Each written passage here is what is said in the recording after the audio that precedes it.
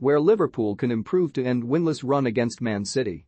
Just as Manchester City and Liverpool recover from their breathless classic at the Etihad last Sunday, the two sides are again set to slog it out the semi-finals of the FA Cup. Nothing separates the side after their two outings this season, with a 2-2 draw at Anfield being duplicated last weekend. This Saturday there's got to be a winner, even if it has to go all the way down to a penalty shootout. Though Sunday's game ended in a draw, Liverpool were perhaps fortunate to walk away with a point as the hosts squandered a number of glorious chances. City's midfield comfortably had the better of their opposing numbers, but with the depth of Liverpool's forward line, Jurgen Klopp's side always stood a chance of salvaging something from the game. The stakes continue to rise for both sides, with Manchester City chasing the treble, while Liverpool are chasing an unprecedented quadruple. Sportsmail analyses last week's classic and what the sides could learn ahead of a match which could cost City the treble or Liverpool the quadruple. When many people give you their combined 11s for Liverpool and Manchester City, you'll find a common trend.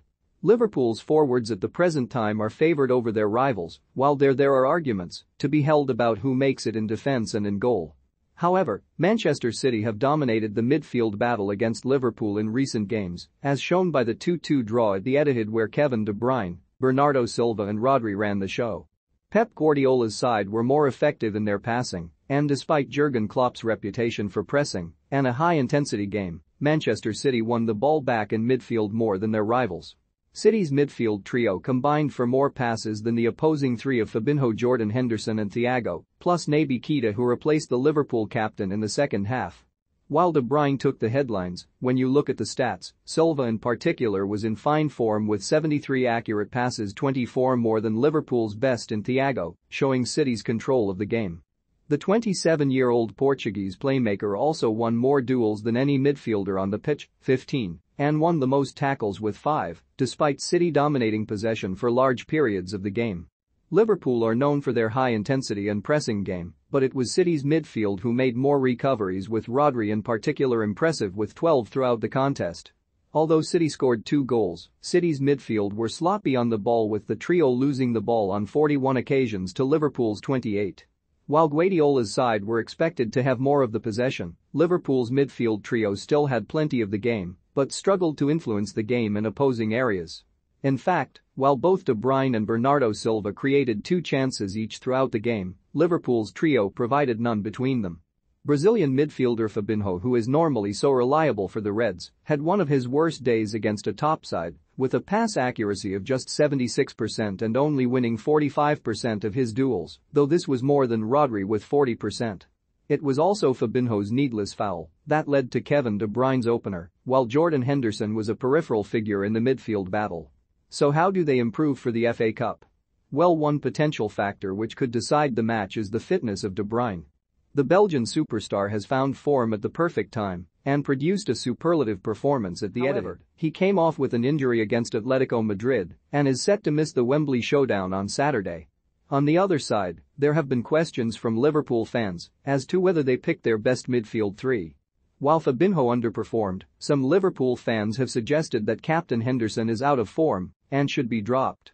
Though his performance against City was underwhelming and he has struggled during certain games in recent months, he has still created more chances per game this season compared to his teammates. There had been calls for Naby Keita to start ahead of Henderson after producing one of his best games for the club in the 3-1 first leg win over Benfica.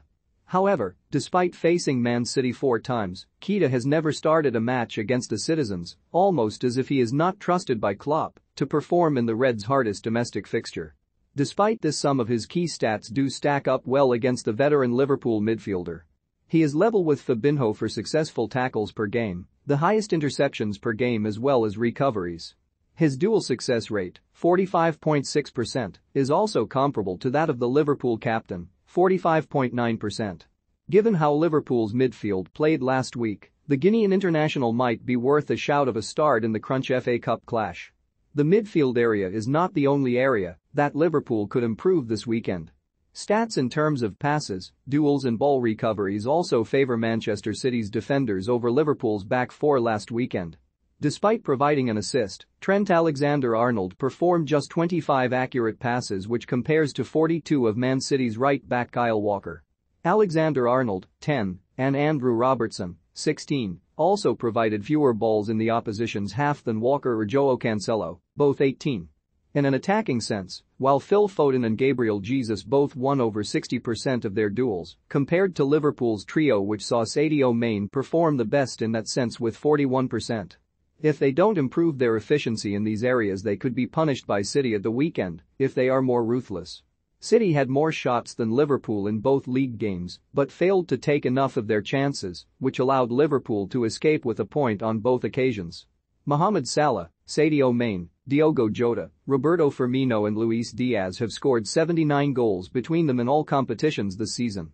This compares to Riyad Mahrez, Raheem Sterling, Phil Foden, Gabriel Jesus and Jack Grealish who have netted 58 between them. If City are unable to take their chances at Wembley they could be punished by Liverpool's excellent forwards.